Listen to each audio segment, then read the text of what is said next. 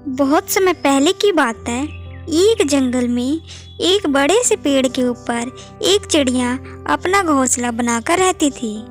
उसी पेड़ के नीचे एक बतख भी अपना घोंसला बनाकर रहती थी। दोनों पक्षी अपने अपने घोंसले में आराम से रह रहे थे। कुछ समय बीतने के बाद चिड़िया तथा बतख ने अपने अपने घोंसले में अंडे दिए। एक दिन की बात है, जब चिड़िया और बतख भोजन की तलाश में अपने घोंसले से बाहर गए हुए थे, तभी अचानक से बहुत तेज आंधी आती है, जिसके कारण चिड़िया का एक अंडा बतख के घोंसले में जा गिरा। कुछ देर बाद जब चिड़िया और बतख अपने घोंसले में आए, पर बतख को पता ही नहीं चला कि चिड़िया का एक अंडा उसके घोंसले में गिर गया है और वह अपने अंडे को पहले की तरह सेकने लगी। वहीं चिड़िया अपने घोंसले से एक अंडा गायब होने पर बहुत दुखी हुई। लगता है मेरा अंडा कोई पक्षी या सांप खा गया है। कुछ दिन बीतने के बाद बतख के अंडे से बच्चे बाहर आ गए।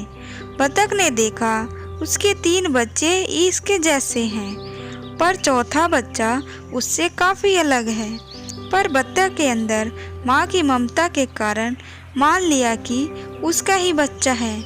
कुछ दिन बीतने के बाद अब बच्चे बड़े हो गए थे और पेड़ के आसपास खेल रहे थे।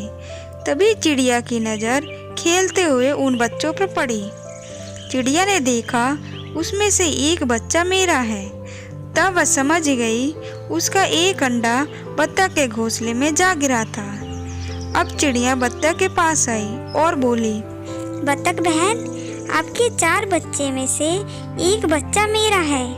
मेरा घोंसला तुम्हारे घोंसले से ठीक ऊपर है और शायद मेरा एक अंडा तुम्हारे घोंसले में आ गिरा था। इसलिए बहन, मेरा बच्चा मुझे लौटा दो। बच्चा? कैसा बच्चा? तुम्हारा कोई बच्चा नहीं है मेरे पास। खबरदार, जब मेरे बच्चों की तरफ आँख उठाकर भी देखा, चली जाओ यहाँ से, वरना मैं पुलिस को बुला लूँगी। बड़ी आई बच्चा लेने वाली। बतख जानती थी कि ये बच्चा मेरा नहीं है, लेकिन उसकी ममता ने उसे रोक दिया और उसने चिड़िया को बच्चा नहीं दिया। चिड़िया ने भी सोचा बच्चा उसके पास ही पेड़ के नीचे रहता है, इसलिए उसके नज़रों के सामने ही रहना होगा, तो जेल जाने का खतरा क्यों लेना। एक दिन की बात है, जब बतख के सारे बच्चे खेल रहे थे, तो उनमें से चिड़िया के बच्चे ने देखा उसके जैसा दिखने वाला पक्षी आसमान में बहुत ऊंचा उड़ रहा है और उसे देखकर उसके मन में सवाल उठा और वह अपनी माँ के पास तुरंत जाकर सवाल पूछने लगा। माँ, ये आसमान में मेरे जैसा दिखने वाला पक्षी इतनी ऊंचाई पर कैसे उड़ रहा है? तो हम क्यों नहीं उड़ सकते? बेटा, हम बतख हैं, जिन्हें भगवान ने जमीन से थोड़ा ऊपर उड़ने के लिए बनाया है और इन पक्षियों को आसमान की ऊंचाई में उड़ने के लिए बनाया है। इसलिए यह ऊंचाई पर उड़ते हैं और हम यहाँ नीचे रहते हैं।